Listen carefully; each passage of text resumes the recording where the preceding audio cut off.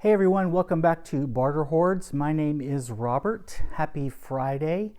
I want to start off today announcing the winners of the giveaway I did for my milestone of reaching 2,000 subscribers. I had intended to video the random wheel spinning and the winner popping up on the screen, but I screwed that up somehow. So I'm just going to name the winners and the books that they won.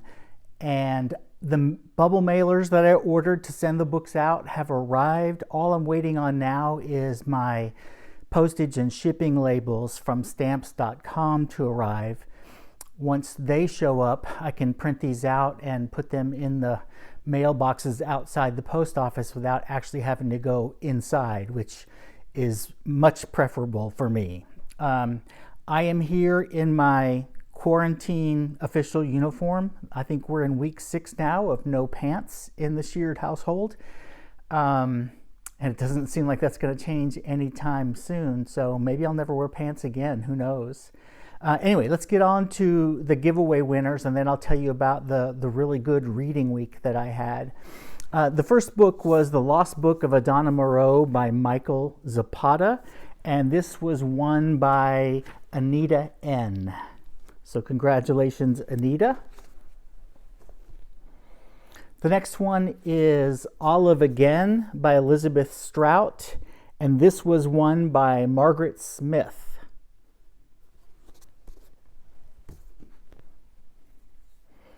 The next one is Long Live the Tribe of Fatherless Girls by Takira Madden, and this was won by Danielle Walton.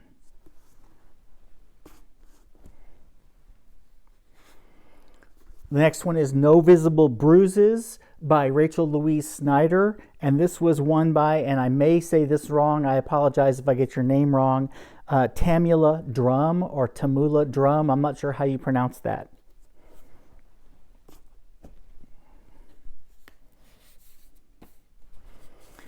The next one is Your House Will Pay by Steph Cha, and that was won by Michelle Lee.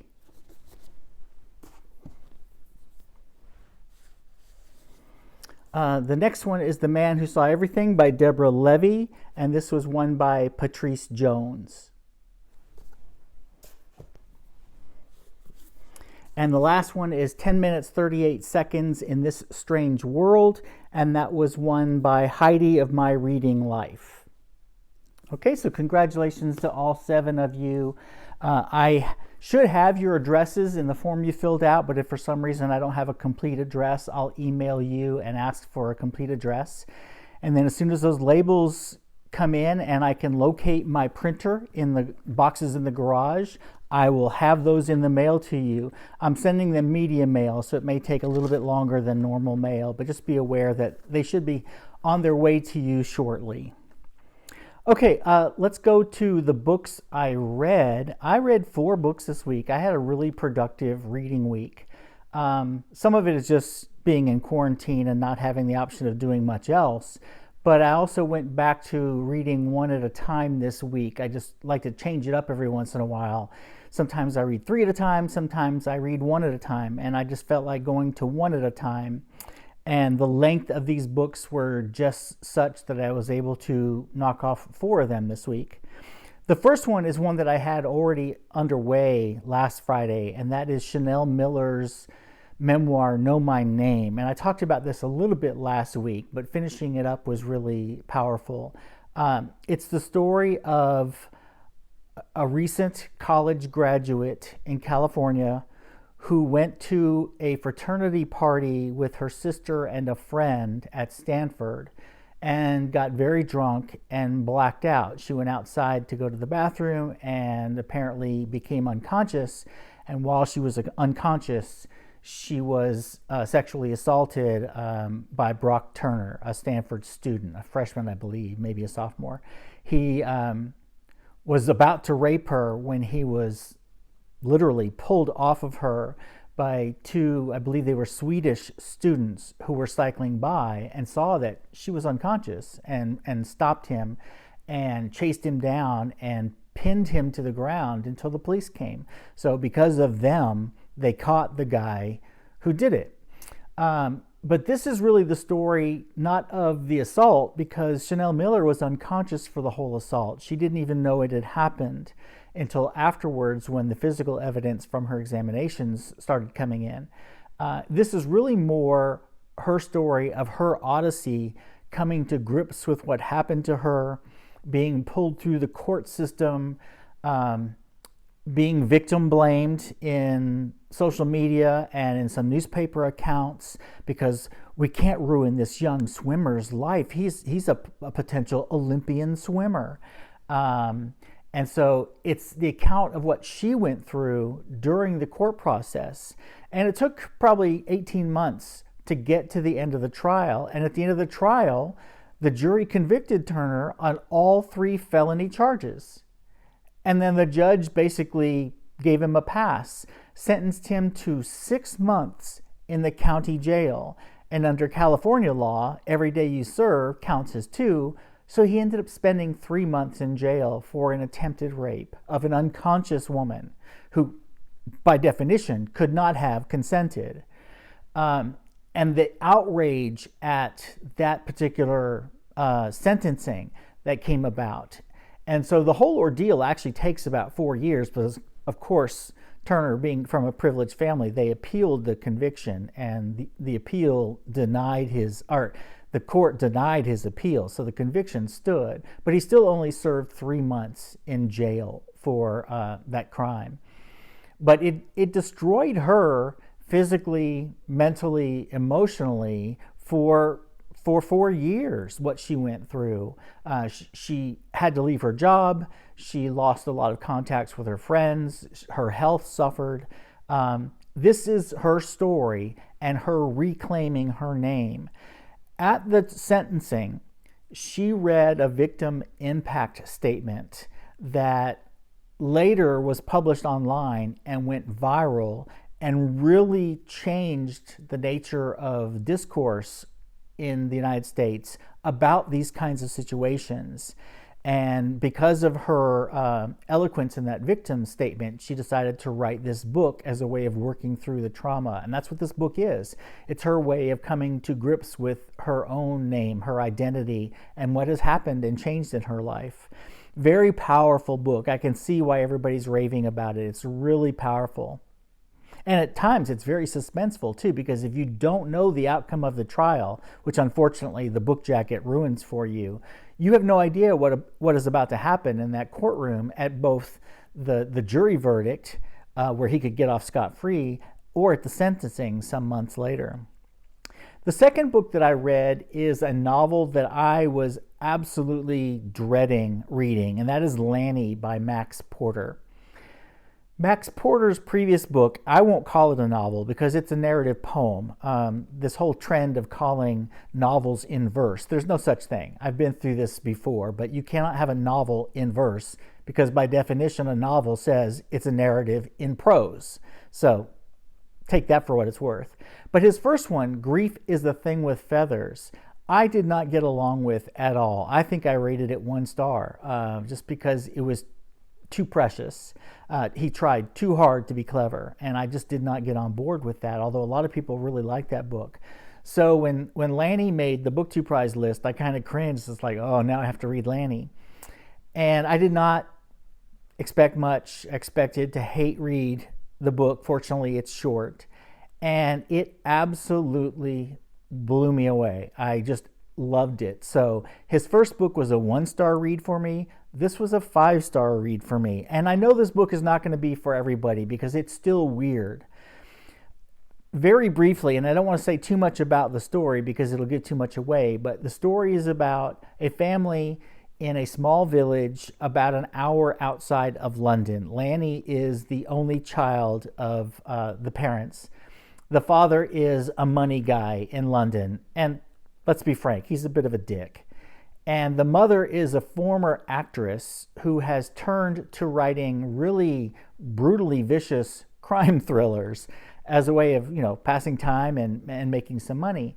And Lanny is a very unusual child. He's very comfortable on his own. He's very creative. He's almost, as they say, he's airy-fairy. He's off in the clouds all the time with his wild imagination. They have a neighbor, or a near neighbor, who's called Old Pete, who is a retired, semi-reclusive, but very famous artist in his day. And the mother asks Pete if he would give Lanny art lessons, and Pete's not an art teacher. He says, no, I don't want to do that. But then he decided, I like the kid, so if you just want to send him over and let him see what I do, that's fine. And so Lanny and Pete start meeting once or twice a week for these art tutorials, which are very informal and very ad hoc. And they have formed some kind of a close bond. They understand each other. Then you have the character of Dead Papa Toothwort, who's the first character we meet in the book. Dead Papa Toothwort is actually a mythological character in the region. He's a regional folkloric legend who's often described as being made of plant material, and in children's stories he's usually depicted as waking up and yawning, and vines and stuff are coming out of his mouth. But he's also used as kind of a boogeyman by parents. If you don't do the right thing, Dead Papa Toothwort's going to get you, that kind of thing. And throughout the book, Dead Papa Toothwort is going through the region, and he's just hearing snippets of the villagers' conversations, which show them to be extremely shallow, provincial, mean-spirited people, which is part of the humor of this book, some of the things that he overhears them say. But he really likes to listen to Lanny, because Lanny talks to himself, first of all, and sings to himself, but he's also very creative. Dead Papa Toothwort recognizes in Lanny some kind of a kindred spirit. And that's all I'm going to say. The second part of the book, there is a mystery that involves the entire village, and that's what drives the second half of the book. And I just could not get enough. I thought it was brilliant. I loved it.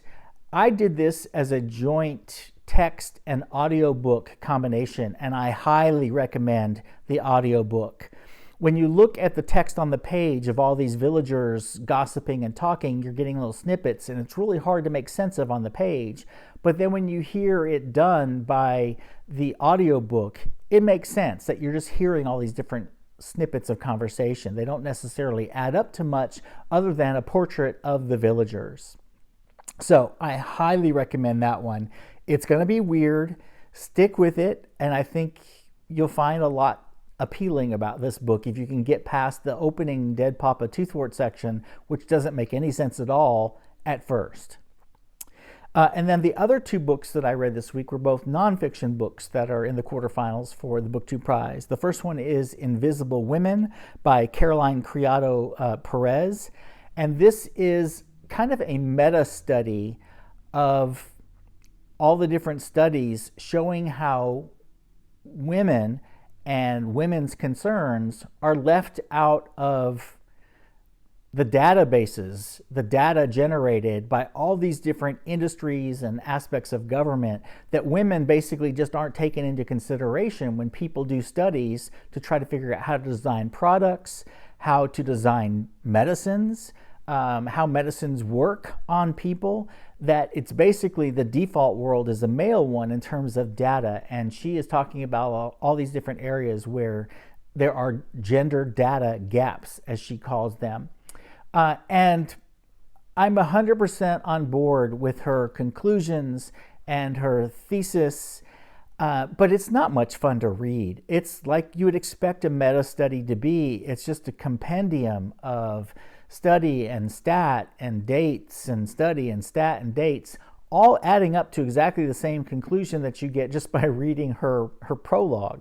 I think anybody who's involved in product development or management or government or medicine should read this book and understand what you're overlooking in the way you do business without thinking about it. I think that's vital. For somebody like me who's no longer in the workforce and has no influence over any of these areas of business, economics, government, or medicine, for me, I agree with you. I do, but I don't need to read this for 320 pages. It just got tedious for me. There are a few problems with her book, and she's been called out in some reviews for being a little bit fast and loose with her own assumptions and generalizations about women. How she tends to group them all together as if there was one woman that fit them all, which is exactly what she's blaming society for in choosing the male body as the default. But I can get over that because she's still right about the data gaps. She's also wrong in some of her actual analyses of what the statistics mean. One particular example that stuck out to me is she's talking about the American income tax code at one point, and she talks about how couples who are married have two options when they file their income tax in the United States. They can either file jointly as a couple or they can file individually. And she's talking about how most of them file jointly because they pay less tax that way as a couple. But the way it's calculated, they take the larger of the two wage earners, stack it on the bottom, and then stack the lesser of the two wage earners on the top, which means that when you calculate it, the larger of the wage earners is being calculated at lower tax rates, and the smaller is being calculated at the higher tax rates in America's progressive tax brackets. But if you flip-flopped them, you come out with exactly the same total tax liability for the couple, which is why 96% of American couples use that method as opposed to filing separately if they have the option. She somehow jumps to the conclusion that this is somehow penalizing women and discouraging them from being in the workforce at all. And that is just not true. There is in no way a penalty for being a woman when you're filing married jointly. It doesn't matter which person you calculate at which bracket, your total tax liability under that system is identical. And that's what matters to the couple.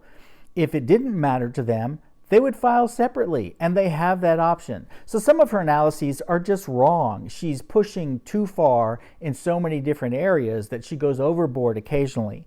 But that in no way negates her very accurate, very clear thesis that if there was another title to this book, it would be simply Listen to Women, both in design and in what they want from products, what they need from products. Listen to women when they complain about health issues that doctors tend to ignore because it doesn't fit the male world. She's exactly right about that. So I give her a pass on the things that she is a little too zealous about, but it's still not any fun to read. It's just stats and studies that all add up to a conclusion that I already agreed with when I started reading the book. So I didn't need to be hit over the head for 318 pages worth of it. I do think it's an important book for people in those industries to read, however, because they're obviously not paying attention and they're not listening to women. So anyway, for me, it was a 3-star read. And the last one that I finished yesterday is a 4, maybe 4.5-star read, and that is Sea People by Christina Thompson. And the subtitle is The Puzzle of Polynesia. This is a book that is talking about the history of how we learned about the history of the Polynesian people. I was not that aware of their history at all, so this was all new for me. And this book is very well researched, but it's completely readable to a layperson like me who doesn't have a background in this kind of study. And what she has done is she's gone through from the earliest contacts with Europeans and Polynesians going back to the 16th, 17th, and 18th century explorers who visited Polynesian islands, up to the 19th and 20th centuries attempts to try to understand some major questions about the Polynesians. Where did they come from? When did they get to these islands? And how did they populate such a vast, remote space? These islands are some huge distances from each other, and yet the populations from island to island are remarkably similar. And so the attempts to try to understand those questions are really the focus of the book. The book is a history of how we've come to know what we know about the people of Polynesia. And it's absolutely fascinating. I loved it. If you like history, if you like archaeology, if you like anthropology, if you like explorer stories, if you like mythology, she goes into all of that. And she has a very close personal connection to this idea because her husband is a Maori from New Zealand, and the Polynesian Triangle extends from New Zealand in the southwest up to the Hawaiian Islands in the north, and then all the way to Easter Island in the east, a vast expanse, and all the different islands in the middle, including islands like Tahiti. And so I just found it wonderful. And Tahiti and New Zealand and Easter Island and a return trip to Hawaii, I went when I was a teenager, are all now on the top of my travel list if we're ever able to travel again. So Sea People is a definite good read. Okay, so that leaves me starting a new book later today, and what I'll be reading is Middle England by Jonathan Coe, a novel I know nothing about. I know of Jonathan Coe, but I can't say for sure I've read anything by him, so this will be a new experience on a bunch of levels.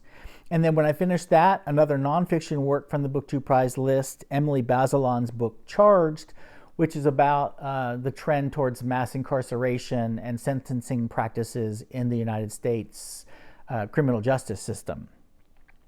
The only other thing I have to update you on is my movie project. I did finally get around to watching another movie. I'm still making my way through The Sopranos on HBO Now. I'm into season 5, so I have about half of season 5 left, and then there's 6A and 6B, and then I'll be done, which is sad because I'm enjoying it. I don't want it really to end. But I did watch last night Snow White and the Seven Dwarfs, the 1937 Disney film. I don't think I've ever actually seen the movie before. I know the story, of course, everybody does, whether you've seen the movie or not, and I believe I've read the original story from the Brothers Grimm, where it comes from, but I'm not sure I ever actually saw the Disney movie from start to finish, so that was interesting. The only real complaint I had was Snow White's voice. They hired somebody who is obviously classically trained to sing the songs, but maybe it was a style back in the 30s or whatever, but her vibrato is so fast, it almost feels like she's having a spasm rather than vibrato. So I didn't enjoy Snow White as a voice at all, but the rest of the movie was fine. It was delightful, and now I see where the different segments fit together that I knew kind of just as cultural artifacts. Now I see how it all works together, so I enjoyed it. The next movie that comes up for me with my random generator in this movie project is the 1959 movie Some Like It Hot, which I have seen before, but I think I've only seen it once, and it's been an awfully long time since I've watched it. So I'll be watching that as my next one in the movie project. I didn't read anything from my backlist project, and I didn't really listen to any new works on my classical music project. I kind of just listened to classical music radio a lot this last week and got away from the project for a week, but I'll get back to that this week. So that's where it is from, North Carolina, quarantine central. Nothing's going on here except we have our share of idiots now protesting in the Capitol because they don't believe that, we should have to stay at home. Big surprise. This was a protest organized by anti-vaxxers on Facebook. I don't have to say anything more. But I'm not going out of the house if I can avoid it. And I hope my neighbors don't either. I hope you're safe. I hope you're well. I know of people through BookTube who have struggled with health issues as a result of the coronavirus, and I wish them all the best. So far, it seems like people that I know who have had it have recovered, but it's brutal, and I wish you all the best, and I hope you're staying safe and healthy and being patient. We're just now approaching the peak in the United States. It's not time to start going out and partying. I won't say anything about a certain Manchester City footballer who just posted pictures on social media of the prostitute party that he threw, including pictures of him paying them. Nobody ever said footballers were very bright. Anyway, be safe, be smart, be healthy, and I'll talk to you again soon. Bye, everybody. you.